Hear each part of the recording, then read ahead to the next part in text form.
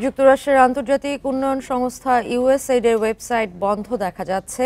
ধারণা করা হচ্ছে সংস্থাটিকে মার্কিন পররাষ্ট্র দপ্তরের নিয়ন্ত্রণে আনার পরিকল্পনা করছে ট্রাম্প প্রশাসন। শনিবার ইউএসএইডের ওয়েবসাইটে প্রবেশ করার চেষ্টা করলে সেখানে সার্ভার আইপি ঠিকানা খুঁজে পাওয়া যায়নি।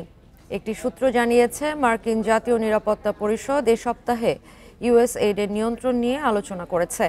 মার্কিন এক কর্মকর্তা এই আলোচনার বিষয়টি নিশ্চিত করেছেন, তবে কোনো চূড়ান্ত সিদ্ধান্তের বিষয়ে নিশ্চিত করেননি তিনি।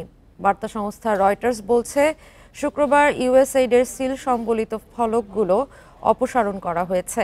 এরপর সংস্থাটির ওয়েবসাইটেও প্রবেশ করা যাচ্ছে না। এসব কর্মকাণ্ড স্পষ্ট ইঙ্গিত দেয় ইউএসএইডকে পররাষ্ট্র দপ্তরে একীভূত করার কাজ চলছে।